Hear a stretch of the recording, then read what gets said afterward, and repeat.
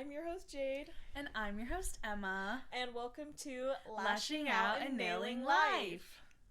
This week, we're kind of drifting away from the business aspect of our podcast, and we're going to be talking more about friendships and relationships. Yeah, focusing in on those red flags and green flags, knowing the difference, and applying them to future relationships. Because I feel like that's what we all struggle with in our 20s. We all end up trapped with those toxic friendships and toxic relationships. We've all been through them. Yeah, I think a lot of it is just because, we're still not fresh out of high school, but you are still in a lot of those high school friendships or friendships from whatever you're doing when you post high school. Yeah, whether it's friends from whatever job you're working at or salon and things, and knowing how to create the friend circle that you like. I feel like so many of us get stuck in our 20s with the whole, it's so hard to make friends in your 20s that we stay with friends that we shouldn't be staying with. Mm-hmm. And that's kind of a rut I had fallen into for the longest time. And over the past 6 months, I've kind of done a deep cleanse. Yeah. And it is hard to make friends in your 20s. I do think that you really have to either, I don't even know what you would do. If all my friends decide not to be friends with me right now, I guess I would have to, go out. Well, especially depending on the industry you're in, because you have the people that, work, maybe they're the only female in a male industry, or vice versa, so it's hard for them to make friends. Or maybe they're the only person in their 20s, and all their coworkers are 40, 50, 60, so they can't really make friends at work. It's kind of frowned upon to make friends with your clients unless you execute it the right way. So when you're an individual business owner, it becomes almost near impossible to make new friends unless you're going out and socializing. Mm-hmm. And even in those social settings, I go to country bars all the time, you don't really know what they're like outside of the country bar, so it's hard to determine who's worth your time and who's not worth your time. So it's just a hard age to figure out where the best places to meet people are.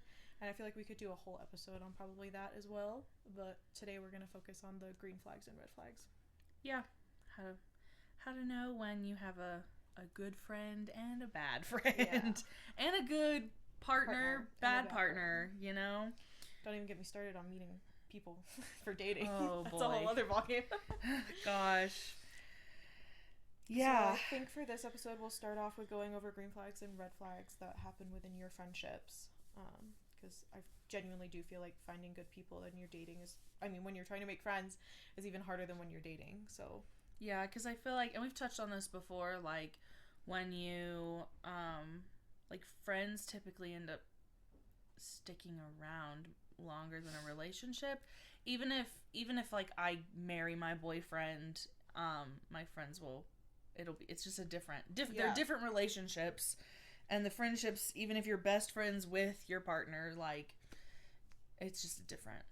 We're also taught to look for, red flags versus green flags in relationships. And then I feel like we're not taught to have that same mindset when we're approaching friendships. But it's almost more important in friendships. Because, like you said, they're the people that are going to be there through everything with you. Whereas dating, it kind of comes and goes depending on the circumstances. And I feel like my dating red flags are, I don't know if it's a smaller list than friend red flags. Yeah. Just because, again, the relationships are different. I don't have to, you can have a partner that's jealous of you anyways, but I feel like it's, I don't know, the points are different. Mm-hmm. So sometimes it's the same concept, but executed differently. Right. Yeah, so I guess we'll go off the bat with, the first friendship red flag is jealousy. Mm-hmm. And, when I say jealousy, I mean, they see you as competition. They don't see you as an equal. They see you as competition, whether it's running your own business, whether it's with your financial status, whether it's how you look, or just any number of those things. They see you as competition. So they always want to be above you, or because they are below you, or they see themselves as below you. Not that they are below you, but they view themselves as below you. Mm-hmm. They're going to they're going to be more malicious towards you. Right, yeah, I feel like when you have your own business, a lot of people see, they associate you with oh, well, that means you have all this freedom and you make all this money and you're da-da-da-da-da, and maybe they don't like what they do either. Yeah. And seeing how we're happy and content with our profession, can definitely, it feels threatening to them. Mm-hmm. Yeah. So on the caveat to that, the green flag would be a supportive person. Yeah. And they want to see you succeed, whether that's succeeding in your business or succeeding financially or succeeding Yeah. dating. Because honestly, like some of my biggest issues, jealousy wise, with old friends has always been like when I go out to bars with them, who's getting the most male attention. And it's like at the end of the day, I'm putting zero effort in. It's the guy's choice to approach me. I'm not going out of my way to approach anybody or upset anybody. But then my old friends would take it out on me as if it was me being malicious and like taking their attention away from my friends, and it's like that was never how it was. Yeah, I always found that kind of interesting too, because like yes, we can all have like similar types and things, but it doesn't necessarily mean that just because one guy is into you, like it doesn't necessarily mean that you're gonna just like, oh, you're into him, I'm gonna snatch him away from you. Literally, yeah. And friend-wise too, because I'm the type of person who wants to be everyone's, like I want everyone to be like, Emma is my best friend, but I'm that to all of my friends. And so sometimes with me even, I can see how it's easy to kind of get into that, like, well, you spend more time with her, you don't spend as much time with me, but like you're a higher priority on their list than, I don't know if priority is the right word, but like you're one of their only friends versus having multiple friends. So there's that too. You have to know when to actually see the issues with somebody being jealous of you versus if it's just like that. Like, even though I might get jealous of two of my friends hanging out without me, I'm not going to be malicious about it. Yeah. It's how they act upon it. Yeah. Because jealousy is a normal feeling. It's Yes. not abnormal, but it's how they go about taking that out. Like, are they just expressing in a manner like, hey, this upset me, like, I know it's not your fault, but I just wanted you to be aware that it upset me? Or is it, hey, this upset me and I'm 100% blaming you, like I'm having no accountability for my feelings, this is all your fault? Or they don't even tell you and then they just hold it in. Or worse than that, as a red flag, they'll talk about you behind your back and they won't come to you with the problem. And most of the time too, because I think we've touched on this, I think in the goals episode that we did,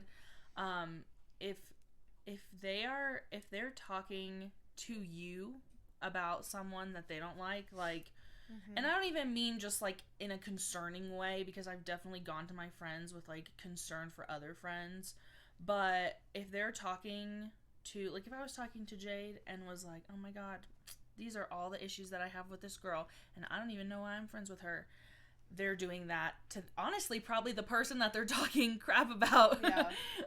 About you. And that's always been, even my mom used to always tell me that too, like it's always been a thing.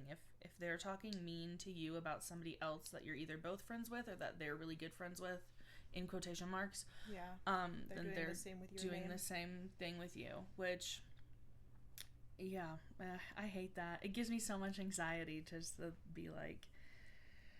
So the green flag that in my head complements that one is their ability to communicate openly and honestly with you. You want the friends that, like, once, because you don't have a perfect friendship, you're gonna upset each other, it's just gonna happen because you're different people. So something that my best friend and I are really good at doing is, like, if one of us has upset the other person, within 24 hours of that scenario happening, we will bring it to the other person's attention and be like, well, XYZ, just, like, I felt this way when you did this. And it's like, then you're able to have that open communication of, it's like, well, this is what was going through my head when I did it, but I understand why it would make you feel this way. Like, I will try my best to not repeat that behavior. And, like, in my head, it's always been kind of like a 3 strikes and you're out situation. It's like, if you're constantly not listening to the feedback, then they're just not going to change, because that's like, that's not, they need to be a good listener. Even if it's just topics you know you can't talk about with each other. Whether you have differing views on certain things and you're just like, that is not the friend that I go to with this. We don't, and there's no reason to go to that friend with that sort of topic or anything either. So, circling back a little bit to the supporting your growth as a green flag is when you do have your own business, it's nice to have that support, because again, word of mouth is huge. And while I don't like do a lot of my like original friends from when I first started my business, they were still getting my cards, handing them out at their jobs, like fully trying to support me because they saw it as a mutual success, I guess, versus competition, but I think my favorite thing when my friends want to support me and they don't necessarily have the money for lashes or a facial is they'll come in for their $21 brow wax. So like, well, then they've come in and they've supported me, and I think it's super cute that I have those friends that are like, well, I want to come in and have you do something, but I just don't have the budget, which I completely understand. I don't really have the budget for the services I offer.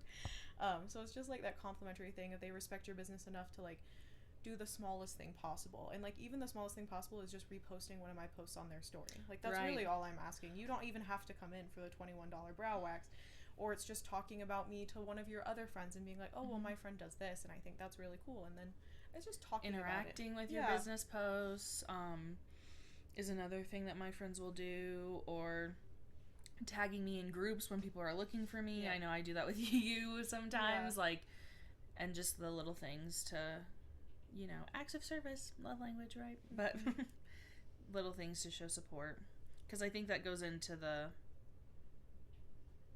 every other point we have is like, if they're not going to support you in one aspect of your life, they're not probably going to support you in anything else. And if they can't handle those conversations, then they won't be able to handle conversations anywhere else. So yeah, that's one of my red flags, is that they don't take advice well. Because like, you don't want to be constantly critiquing your friends, but like, if they mess up or they ask, my least favorite thing is when somebody asks for advice and you give them the advice and then they get mad that you gave them the advice. Like, hey, what's been wrong? I feel like this has been happening between us. And you go, okay, well, you did this thing and, you know, it really bothered me and I couldn't figure out how to bring it up. And then they're like, oh, well, that's a you problem. Like, then that's a red flag. That's a red flag. And the green flag to compliment that is like apologizing when they've upset you or when they were wrong or if they've done something. I think it's really important to be friends with people that can admit when they've messed up, because it gets tiring being around people that are like, no, I'm always right, I'm always in the right, like I don't do anything wrong. Like those aren't the friends you need. Because also when you're friends with those people, or no offense if you are one of those people, you're not growing. Because you're staying stagnant. Yeah, because there's no such thing as a perfect person. There's no such thing as a person that does everything right or has their whole life figured out, especially not in their like early 20s to early 30s. Like, I'm sorry, none of us know what we're doing. And we all learn from our own, like, I feel like I learned from my own red flags. Like, oh, if somebody points this out to me, or if I catch it in myself, then I know, oh, I should work on this. Like, I should not just accept that I'm a overthinker, anxious person. I should try and figure that out, you know, so. And that's probably one of the green flags for me that might not be a green flag for everybody else, but the friends that will openly give me criticism, like positive criticism, to be like, hey, this is what you could do to do better, those are the friends I respect more, because they're willing to speak up and be like, hey, I think what you did right there, like what you said there was kind of rude or harsh or came out wrong. This is what I think you could do to improve in that situation. Or like, hey, this is what you're doing wrong with your like business right now. Like, for example, I think the most common critique I get from my friends is like my inconsistent posting on social media. And I do appreciate when people bring it to my attention, and I like wish to an extent people would just get on me every day about it and be like, hey, you haven't posted, hey, you haven't posted, hey, you haven't posted. I'll do it. I'll schedule the text messages out and I'll be like, okay, on Monday, Wednesday, Friday, I will send these to Jade. Yeah, so it's like a green flag for me is when I have friends that are willing to critique me, because those are the kind of friends that are aiming to help me grow. And of course, it's a double-edged sword, because there's the positive critiquing, and then there's the friends that just want to bash the heck out of you to make you feel lower than them. Well, it's that balance. It's the difference between, it's the recognizing what is like, again, that positive feedback, even if it's like in a negative, like it's a negative thing, but they're coming to you with the love. Yeah. And like the care versus just constantly being like, I don't even know if I can think of one right now that's happened recently, but just like that, like if somebody tells you that your hair looks bad every day, but they don't tell you, hey, I think your hair would look better if you did this, then that's not, you know, I don't know if that analogy is a good one, but I'm a big analogy person. I always want to compare it to other things because I feel like that's easier to digest sometimes, but yeah. The pausing. Oh my goodness. I'm reading my notes. Sorry. I mean, my other like 3 big red flags, just to get them all out of the way, because I feel like they kind of all go together, is the constant negativity. The ones that only come to you when they need help. Mm-hmm. which are typically the constantly negative ones, and the ones who have manipulative behaviors. Mm-hmm. Like, I feel like those three you typically find in the same people. They struggle with it because once you have constant negativity, it leads to manipulation, and it leads to only reaching out when you need help, because, like, since you're so negative, you literally don't have it in you to help anybody else. So it's not even necessarily they're a bad person, it's just they have things they need to work on, and until they're willing to work on them, there's nothing you can do for them. And, like, that's been a hard lesson I've had to learn, friendships and relationship wise, because I have a hero complex, as my therapist would tell me.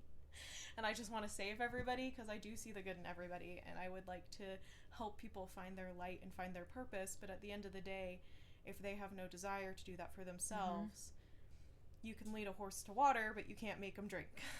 Yep, and again, then that's just draining on us too, which can affect our other relationships or our work, because we go into work with negative attitude. Yeah, I think manipulation is a big one, especially with girls, because a lot of times the passive aggression. The passive aggression, and almost like not even they're manipulating you and your feelings, but they might be manipulating other people in the friend group and their feelings towards you in that same jealousy way. I had a group of friends in high school who we somehow became the circle of safety for all the foreign exchange students. And my dad is an immigrant, and one of the main other girls in the group, I think, saw the foreign exchange students as like fun accessories versus people, which surprisingly is extremely common if you don't interact with a lot of foreign people. And they all gravitated towards me because I was treating them like a normal human being. And then she got, I think, a little jealous of that and did not, again, communicate any of her, like, issues or anything. And then they all went on a trip together and didn't invite me. Which, when I then confronted them about it, they said, oh, well, it's just because you work all the time. Which, I'm in high school. It's not like I was working that much. Yeah. And even if I couldn't have gotten work off, it's still, like, that invitation and that, like, inclusivity, because that's one of my red flags, is if friends make up excuses for not including you. Yeah. Just because, like, if I know a friend is busy and she can't come to something, I'll still throw it out there, because, one, you never know. You never know if that's going to be the one day that they can do something. And I always hated feeling left out. Like, if you hate feeling left out, like, know what that feels like and don't leave other people out. But anyways, so I confronted them about it, and she was like, oh, well, you just, we could only take so many people, and you always work all the time. We figured you would say no, and blah, blah, blah, blah, blah. And it really hurt my feelings. And then during that trip / right after that trip, she ended up trying to turn everyone against me and succeeded. I graduated with 0 friends, except for my two really good friends my best friend and one of my guy friends at the time, who also got manipulated into being excluded from the friend group. And they fully just manipulated the whole situation and was telling them things that I didn't do, and that I was causing drama and all of this stuff that wasn't happening, and I had no idea what was going on. Yeah. And so I feel like that manipulation and stuff really can get out of hand fast. Yeah, and like my big thing that I really took away from last year is it's like they don't have a problem with you unless they bring it to your face. So if they are going around and telling everybody in your life, in your circle, that they have a problem with you, but they're not telling you that they have a problem with you, they don't have a problem with you. They just enjoy the attention they get from talking about you. Yep. And at the end of the day, and those that are drama. Yeah, those are the most toxic friends that you need to drop.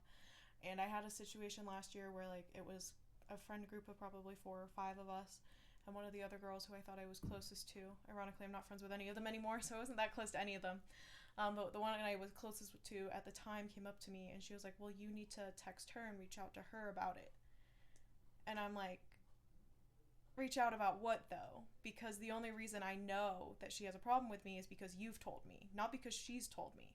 So if you hadn't been the messenger, which is my least favorite thing, I hate when people use messengers, like just come to my face. So without you as the messenger, I wouldn't even know there was a reason for me to text her. Right, because she nothing's been brought to your attention. Yeah. And that two-sidedness of, like, nice to your face, mean behind your back, solves nothing. Yeah. Like, it doesn't solve anything. Again, I think it's a big attention thing, and kind of that, like, what's that sound? Am I the drama? Yeah. Like, yes. They want to be the drama. They feed off drama just because of that, like, I think when you get into situations like that, you get that kind of adrenaline, sort of anticipation-y situation, and people feed off of that, and it's, again, spirals into that whole, then they're negative all the time, and then that's draining on you, and I think there's also a difference in a friend being negative all the time and looking and seeking advice to fix those feelings, and that constant complaining but never fixing it. Yeah, I'm fine when my friends complain. I mean, we all have our struggles, especially in our 20s, but it's the people who complain with no desire to change their situation. That's when it becomes a taxing issue. And even people who are, I don't even like complaining, because sometimes it's just like opening up about things from their past that they're like, this really awful thing happened to me, and let me tell you about it. And then us talking about it in several other, doesn't even, I don't know. That's so, I'm just thinking about that one friend you had. Yeah, that one friend. Because I still think that that's crazy that, like, I don't know. I even almost think that that's a red flag, is being like, I'm getting rid of you as a friend to benefit myself, and I'm telling you that that's what I'm doing. I mean, that's one of my, because what she's talking about happened over a text message. And I think one of the things that I've really learned over the past, like, year of my life is I need to find friends with the same communication style. I understand I live in a generation of technology, and I get that, but I am very tired of people leaning on it to avoid being an adult and confronting people properly. Yeah. Because before you brought her up, the other girl I was talking about that my other friend was trying to get me to text, I did end up texting her just because I was so pissed off with the situation. But I texted her and I was like, hey, so-and-so told me that you have a problem with me. I don't know the specifics, but she told me I should text you. I personally think if you have a problem with me, we should meet up over coffee or just at a park, and we should have this conversation in person. And she sent me a text back, which was like, no, like, I don't really like having those kind of conversations in person. And then she sent me a whole textbook of a text, which is exactly what that other girl did. And it's just not being able to confront, and maybe this is something you can apply to businesses too, because I feel like it's something we do have to kind of get over and get with, is how to confront people face to face, and how to do it in a way that is polite and gets your point across. Like, I think that people who have a problem with confrontation, that's a big, like, I don't know, like, stepping stone that you need when growing up. It just feels like a developmental, like, issue. Like, it feels like you've gripped so hard to your technology and it feels like cyberbullying, because it's like you're hiding behind the screen so you can say whatever the heck you want. You can be as mean as you want. It doesn't mean you would say that to my face if we were having this in person.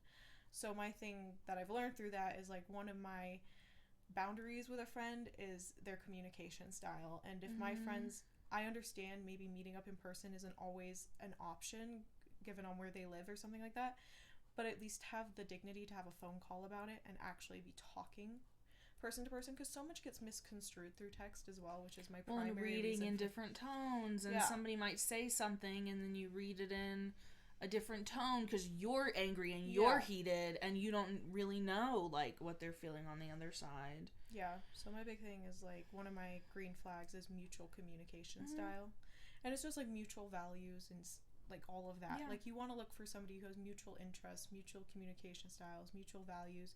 Those make a huge difference in a friendship. Right. Because if you don't stand on some mutual ground, you're just always going to be conflicting. Yep.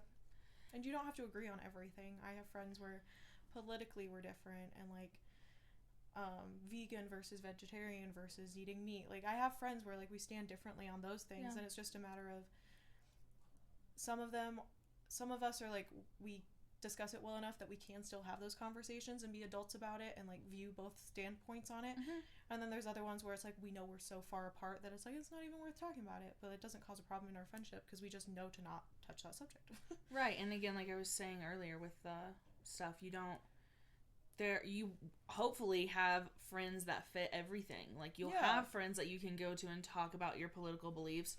You have friends you can go to and talk about whatever other, why they believe certain things versus other things. And because, you have different friend groups and different people to talk about different things about. So, yeah, I don't know. Friendships are harder than relationships, and I stand by that. And I think a lot of things we're talking about, like, again, they apply to relationships as well, but then there's some stuff that applies to friendships that I don't necessarily apply to relationships as maybe hardcore, I should say. Like, I can have a friend with different political beliefs, but it's really hard for me to date someone in a relationship with different political beliefs. Even different religious beliefs can sometimes be harder in relationships, depending on, like, how extreme they are into their religion.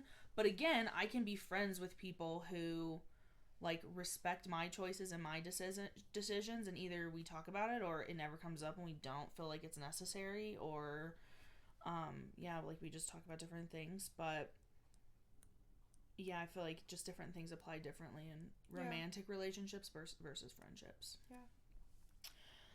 So what's another red flag? I think I covered all my friendship red flags. I have a couple more green flags. We kind of talked about the manipulating, gaslighting part already. Because I do feel, I mean, that applies to relationships too. Like, people will make you feel crazy.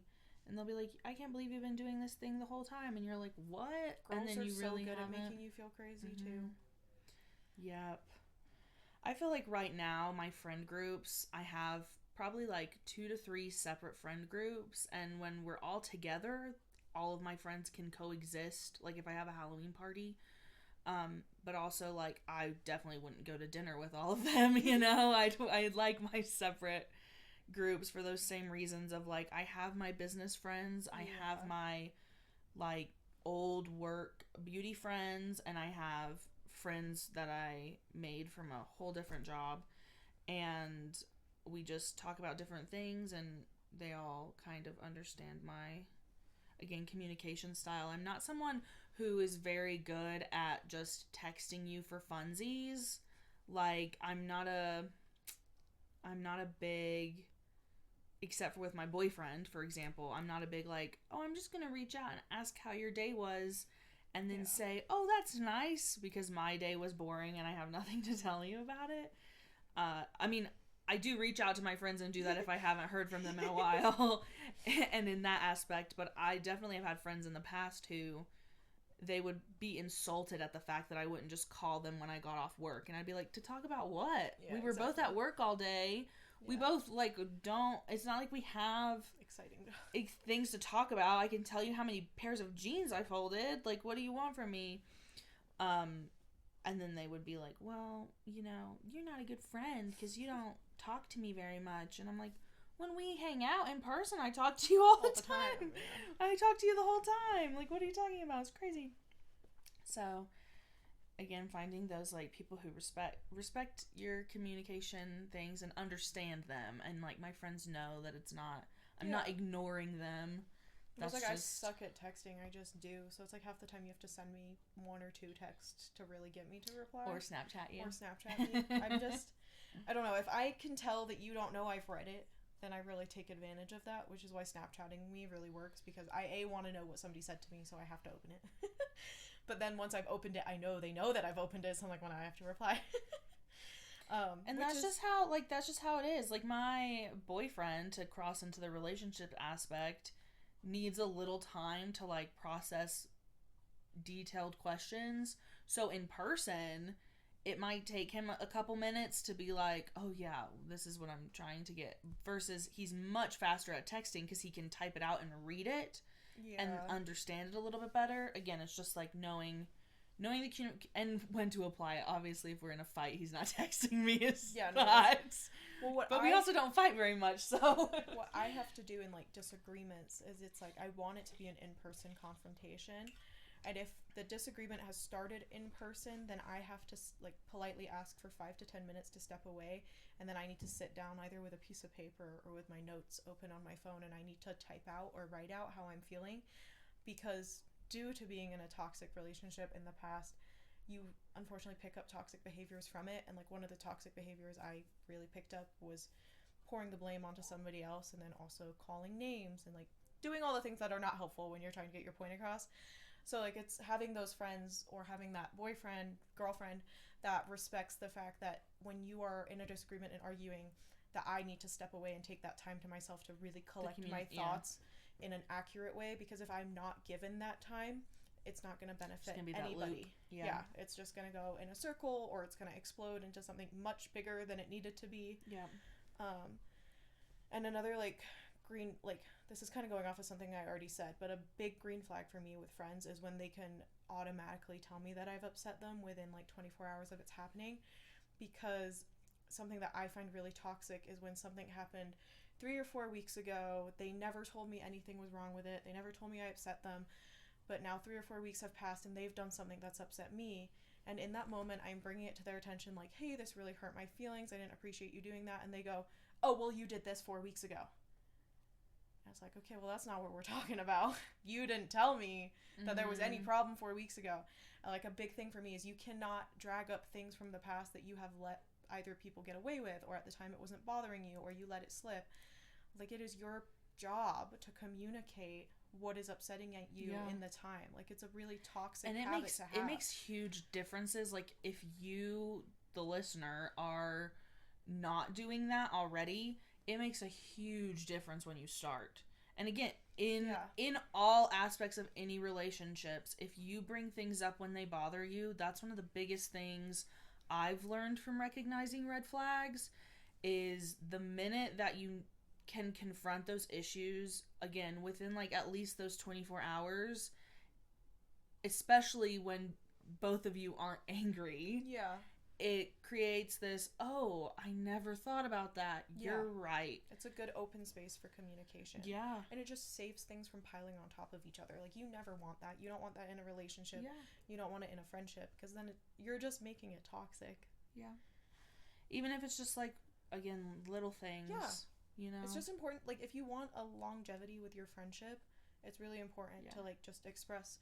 Because it's kind of, it's expressing your boundaries. It's like, hey, this kind of crossed a line and it upset me. The last 2 times we went out, you ended up leaving me and doing this, and I felt very alone. Yeah. Next time, can I be included in that thing that you walked away to do? Yeah. Versus, you know, the other person's now mad at you for something, and they're coming to you, and you're going, well, you leave me alone all the time.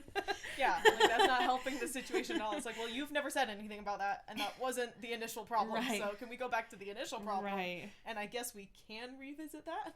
When it doesn't build so many things up to where now they're focused on the thing they're mad at you for, you're focused on the thing you're mad at them for. Neither of you are fixing any of the problems. There's not going to be any problem solving. That's another green flag, is the ability to problem solve. Mm-hmm. Yep.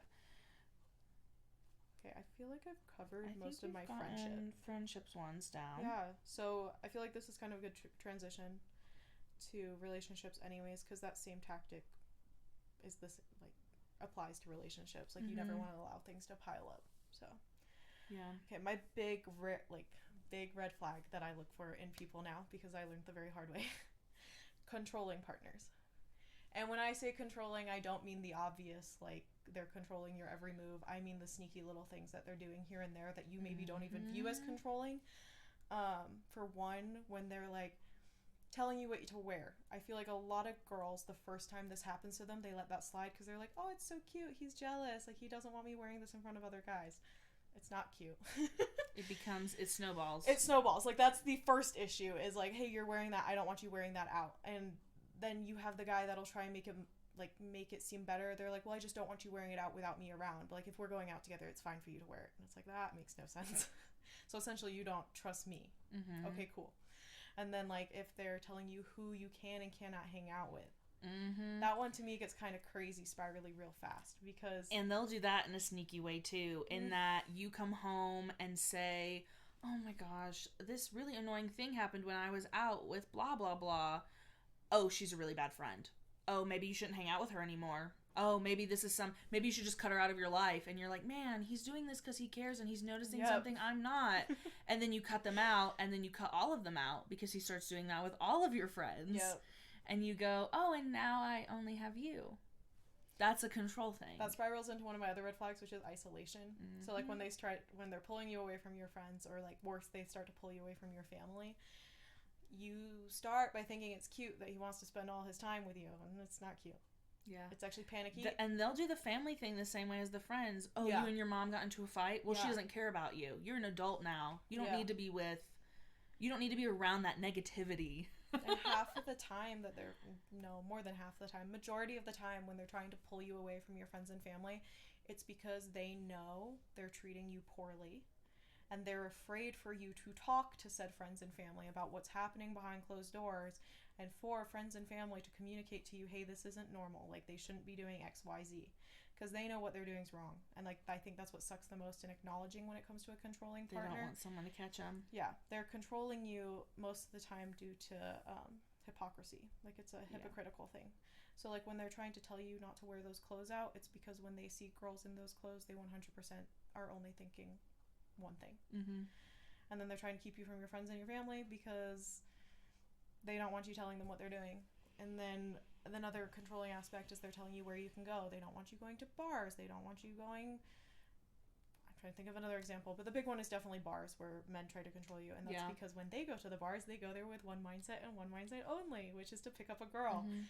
So, like, controlling... I think malls is another one. Yeah. Oh, don't go to the mall. Even if you're going with your friends, then it's a whole other thing. But, like... Because it's a bigger issue. I know, but, like, going to the mall, because what happens when they're at the mall, they end up looking at women or men or whoever they're interested in with one thing in mind, you know?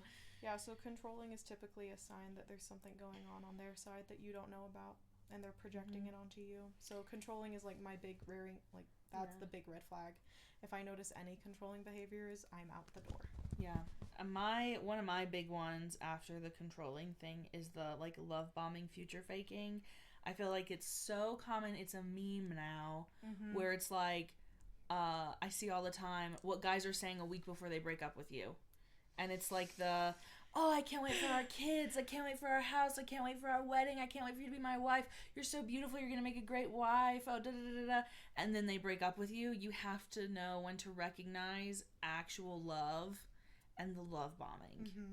Because that's a huge one. Love bombing is nuts. The amount of my friends... Even me, like, I've been through it, but now I see it now because all my friends are still dating and I'm not, with the amount of, I'm making all these plans with you, we're going to do all this stuff, we're going to do all these things, and now dating someone who is healthy and doesn't do stuff like that made a lot of my past relationships really click and go, oh, okay.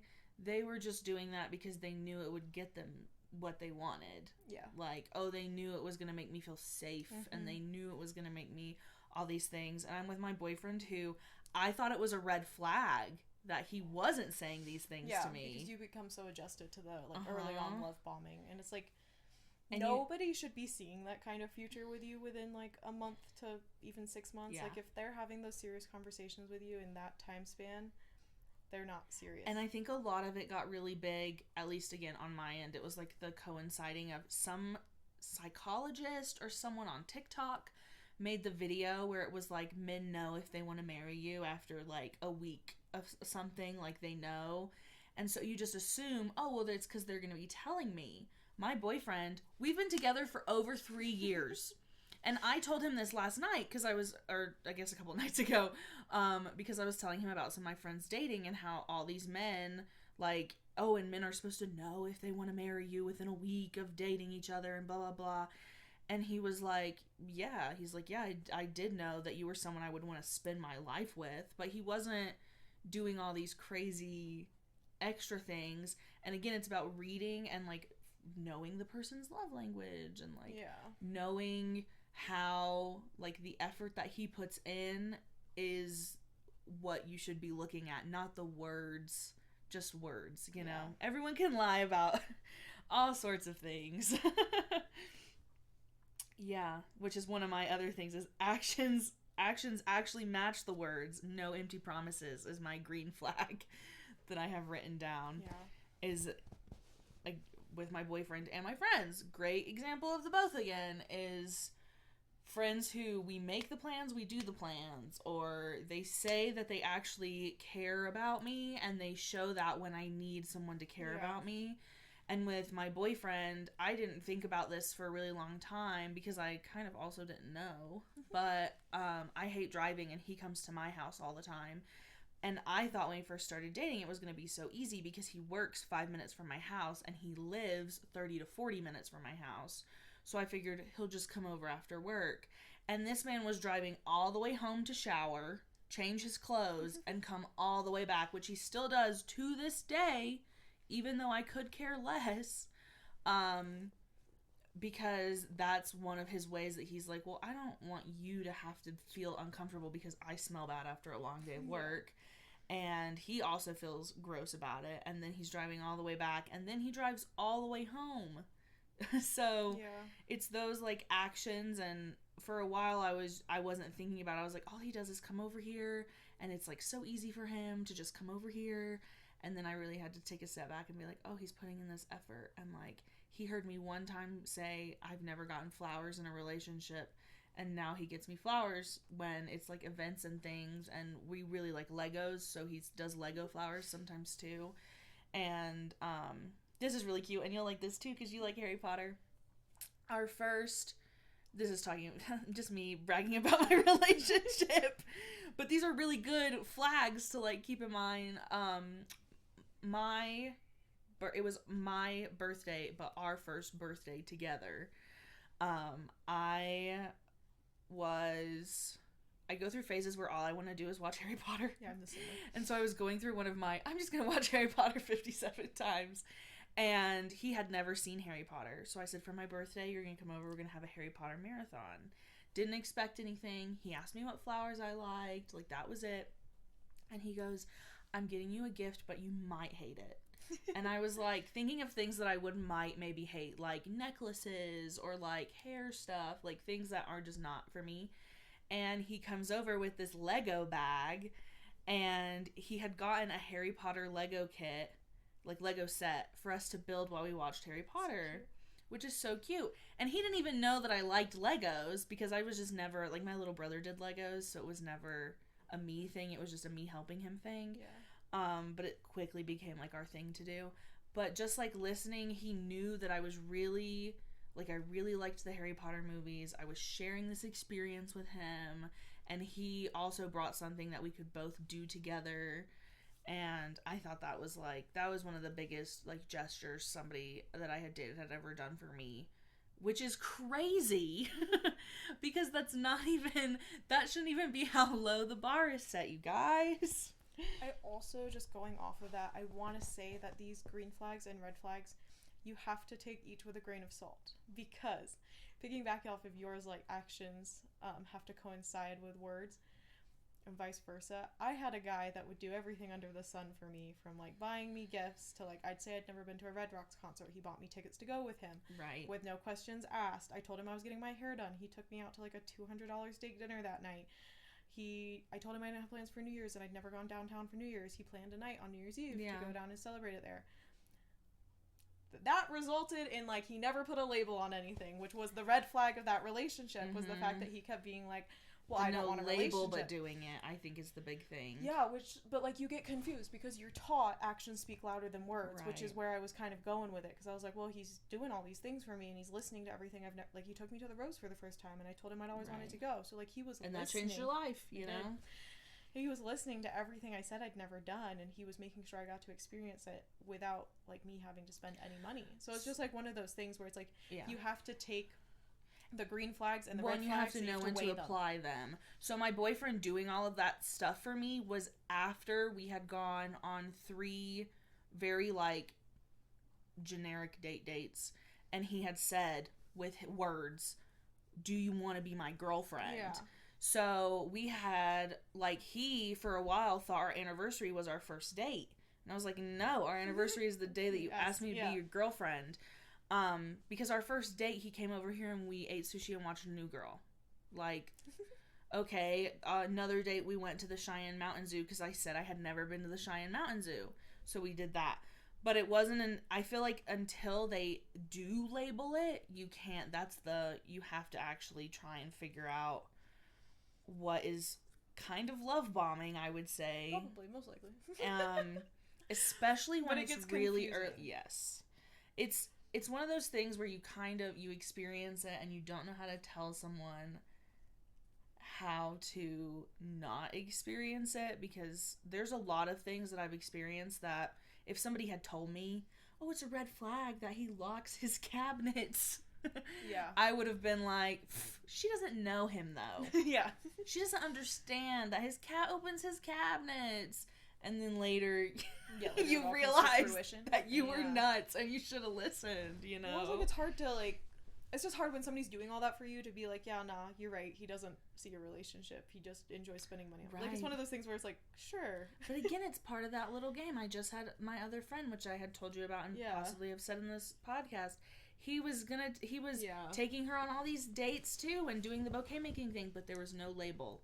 And yes, I feel like our generation gets hung up on labeling everything. Sometimes it's important. But I feel like in relationships specifically, it's almost like you need that to be on the same page. Even if the label is open relationship and you're both consenting to that, you need to know that the other person in that relationship is also okay with that. Because assuming really gets nobody anywhere.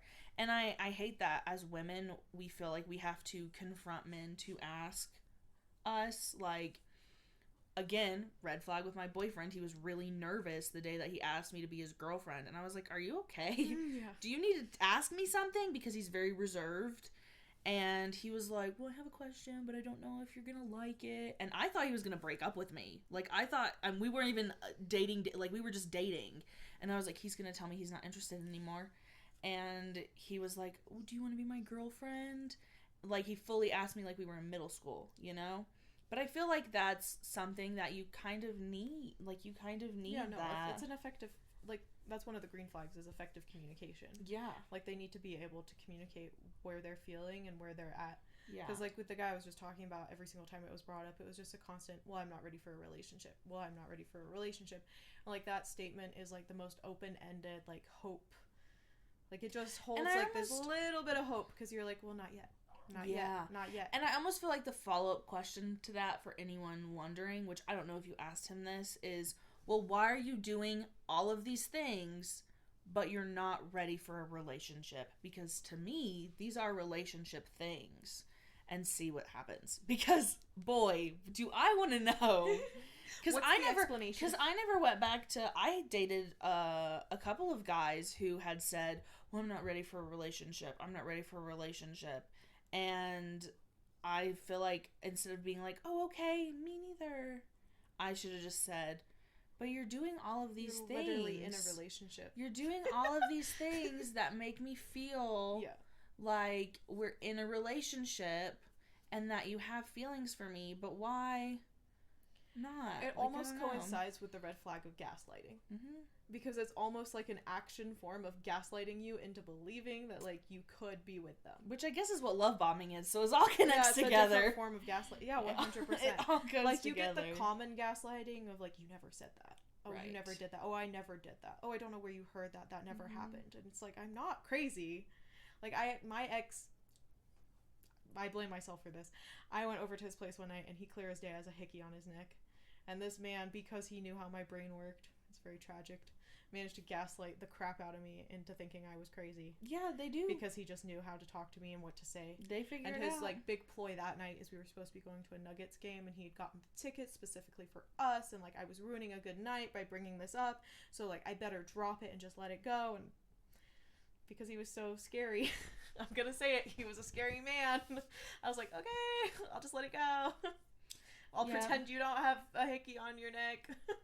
That's fine. I know. And then, like, in the moment, maybe this is how, but in the moment, I feel like anytime something like that happened to me, I didn't even realize that I had talked myself into thinking it was okay. Literally. Like, mentally, I wasn't going, I'll just drop it. I was just going, it's fine. It's fine. Everything's fine. Yeah. No, You're right. How did you burn? You have no hair. You burn it with a curling iron? Yeah.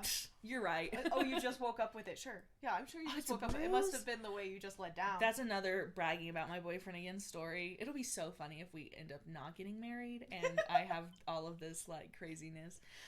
He had a very physical job, which it's still physical, but not as much.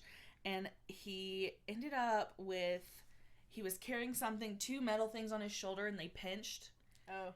And so he immediately texted me after work and was like, I just want you to know that I had an accident at work and it's not a hickey. And I was like, I trust you enough to know that it's not a hickey. But that's effective communication. And he was like, okay, I just wanted you to know. Then I went over to his house for Thanksgiving. This is months later. And his mom goes, he was so nervous about you thinking it was a hickey. But that was also something that we had to both kind of untrain in each other, was he had manipulative, cheating girlfriends. And he had moments where he was someone that someone else, like, he broke up a relationship because the girl cheated with with him. And that, like, trust issue. And so, like, us having that trust in each other, which is a green flag. Green flag. Trust and reliability. Trust and reliability. It has really, like, undone a lot of... And the communication. I mean, he wasn't great at communicating in the beginning, and I had to physically with, like, I don't know how else to say it, verbally with my mouth, we would say stuff, and I would, like, slip in, it's a safe space. It's a safe space. And I think subliminally, he realized, oh, I can tell you these things and you're not going to get mad at me. New Year's Eve, he even told one of my friends that he appreciates the fact that I don't get crazy about texting him at work, because one, I trust him at work, and I know he's busy and he works at work. But he sometimes will leave his phone at home. I didn't know this until New Year's. We've been together 3.5 years. And so he'll text me good morning, go to work, and leave his phone at home. Wow. I won't text him all day. I'll just text him good morning and think, oh, he hasn't texted me back. He's working. And then he comes home and says, oh, I made it home. And I'm like, oh, okay. And this whole time I just thought, like, he was busy at work. He didn't have time to whatever. And he told my friend, he was like, I'm really glad that she doesn't, like, get really annoyed with me when I leave my phone at home. And she doesn't, like, stalk my location because my phone's at home. And, like, things like that. And I was just like, wow, we really built a lot of trust, and this is new. Yeah, that's really sweet. This is exciting. And I like to tell my friends this because this is what their standards should be. Is you should not feel like you have to check to see where your man's location is, and they should not feel like they need to check where yours is either. Or your partner, or whatever, whoever you're dating. Yeah, I'm piggybacking off of that. Like, a red flag is consistent dishonesty, which leads to that behavior. And it's like, I tried so hard with the person I most recently dated, who might be listening. I hope he is. Or his friends will be listening. Anyways, I tried so hard at the beginning of that situation to give him grace about something that he lied about, because it was a big thing, and I could imagine it was something hard to share. And I did initially give him grace for it. And then a couple things happened here and there where he would tell a white lie, and I'd find out, like, a few days later. And it's just, like, they're not big things to lie about, but it's like, why are you lying about it? If it's not an issue, like, if it shouldn't be an issue, why are we lying about it? Yeah. And I remember distinctly having a conversation with him in the beginning, due to my previous nasty relationship, that if you think something you've done is going to upset me, believe me, it'll upset me significantly less if you tell me as soon as you've done it, rather than lying to me about it and I find out in 2 to 4 weeks' time.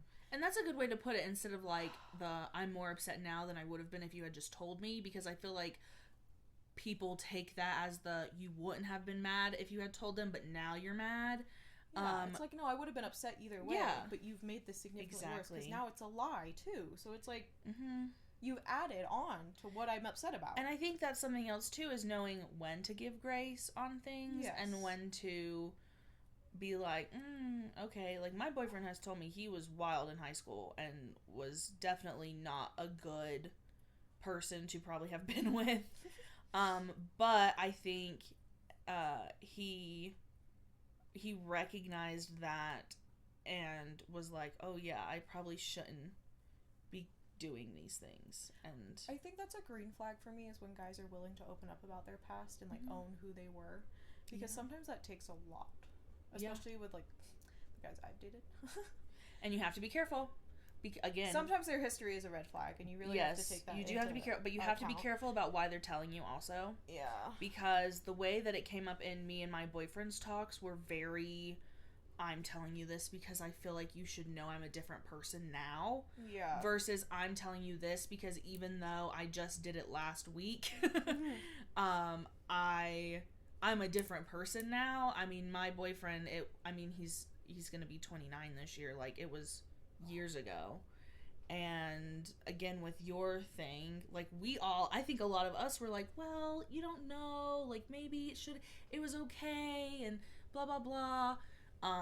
But you do have to be careful about what they're telling you and why they're telling you. And I was gonna connect it to your thing about like how technically that first thing he told you, I think even if I was in that position, I would have been like, oh, okay. Yeah. But as things went on, been like, okay, but now why? You know, kind of that same thing. Like, I think I would have felt the same way. And you have to notice when something is a little blip versus, okay, now it's becoming a cycle habit, and that's the red flag is the cycle. Yeah, the consistency of it. Two very obvious red flags that I won't really go into because they're kind of dark, and I could specifically, if Emma's open to it, do a whole episode on these two things because I have a lot of knowledge in it now, unfortunately. But any form of abuse, and this is substance, physical, and verbal abuse. It typically is going to start, I don't want to say it's going to start with the substance abuse, but that'll be the most obvious one for you to track down, and then verbal, and then by the time you're in deep with the verbal abuse, it like quickly spirals into physical, and by the time you're in physical abuse, it's like almost too late for you to get out of it, because you start fearing for your life. But that's like as dark as I'll go on this, but as Emma knows, I like really have a heart for these topics, and I would be very open to doing a whole conversation on them. But any form of abuse from the beginning, you really need to be paying attention to. Yeah, let us know in the comments if you want us to have I don't know, trauma dump does not sound appropriate because it wouldn't really be that. No, but I definitely want it to be more an educational talk on deeper types of red flags. Yeah. Spiraling into that kind of abuse, because I think we've both dealt with some pretty because it always things. I mean, like, abuse starts with the controlling behaviors, like that's honestly what bridges into the abuse, and that's why it's important to not ignore that. But a lot of times too, they, depending on age and things, some of the steps to get to the fearing for your life, they skip. So it goes rapid. It's sometimes it can happen fast. And it can happen at any age, and I feel like it's important for even young girls in high school and stuff to kind of recognize. Understand it, I mean, and I think too in our industries we do deal with high school girls, and we hear so much. And I will never forget, I don't get a lot of high school girls, but I did have a few when I first started on my own. And one of them was telling me all of this stuff about her boyfriend, and she was new, so I felt like we did not have the relationship. And it did end up playing out that she called things off before it got too bad, but I could already see where it was heading. And she was only 17. So it happens at any age, all the time. I'm definitely okay with that. If you guys want to see that, let us know in the comments. It'll be an education. It's not going to be dark. I mean, I personally will divulge my history so you at least know where I'm coming from, because I think that gives more of an authority to it. With what I've witnessed and what I know, and like I do want you guys to know why I am knowledgeable of it. And I think if Emma's comfortable, she'd share a little bit of her history, just so you guys know where we're coming from and why we're talking about it. How to recognize those signs too, like I just love, because now mine thankfully wasn't fearful and scary. Yeah. It was just kind of like those light bulb moments. And especially in relationships where they kind of break things off blaming you, and you feel like, oh, if I was better, then it wouldn't have ended. And then you realize, again, light bulb moments. Oh. Yeah. So. I think we're approaching the 1 hour mark. Which is crazy because we both said it was going to be short, as usual. We'll quickly end this episode with green flags, but like just surface level, like what the green flags are in a relationship. So you guys have the positives to look forward to end this with. But my dad is waiting to pick me up because I currently can't drive. So, so we'll just go back and forth. We'll each list one, just surface level. A green flag for me is when they're open to feedback and criticism. They're willing to grow. Mm-hmm. Green flag for me is where both of you feel like it's a safe space. Specifically, you feel like it's like I said earlier, you both know you can communicate in a safe space. Yep. And then positive conflict resolution. They're not raising their voice. They're not throwing things. Mm-hmm. Like, they're willing to sit down and listen to your side and then voice their side. And I feel it's important to have a partner that's understanding that you're fighting for the relationship. You're not fighting against each other. Consistency, no hot and cold behavior of 1 week being very nice, 1 week being very mean. That's not okay. Nope. So consistency in how they show love and appreciation. Emotional support. They're willing to listen to you when you're going through something, because I know there's a lot of men that like to pretend they don't care about emotions. So it's important to find those men that are willing to be there for you when you are having emotional issues. Encourages independence in the level that you seek independence, because I know some people like to be more housewifey versus fully independent woman, but respecting the independence when and where you want it, I guess. Going hand in hand with my last one, considerate of your feelings. They're not going, oh, well, it's your fault you feel this way, or you're stupid for feeling that way. No, they're willing to listen and understand what made you feel that way. Tying into what we've already said, but green flag is that open communication and no mind games. And don't put up with it. Set your bar. You don't have to set your bar into space if you feel like that's too much. Yeah. But definitely have standards, and don't. There's someone for everyone. I have witnessed so many people who I would be like, ugh, they're rough, and that probably, and then they end up with someone and they're happy and it's great and I'm so happy and I'm happy for them, So you want somebody who's motivational and wants to see you succeed. Not as bloodsucker. Yeah. I think those were my last two. Yeah, I said all of mine. So I think what I want to end this with is, if you guys have listened to this and you really feel like you need to work on your friendships and relationships, something I did when I was recovering from everything I went through is I sat down with a piece of paper and I wrote, I didn't do red flags, green flags. I did non-negotiables, things that are kind of I don't really care depending on the situation, and then things that are heck no. But if you guys wanted to listen to this back, now you've listened to it all the way through, and kind of sit down and figure out your red flags that you want to be looking for versus your green flags in friendships and relationships. Yeah. Because I feel like 2025 is the year to build your healthy circle and your healthy relationship with your partner. And I feel like, again, in your 20s, this is when you should be hunting out what you want for your future. Whether that's friends, whether that's deciding the kind of person you want to spend the rest of your life with in a romantic relationship, or again, spend the rest of your life with in a friend relationship. Yeah.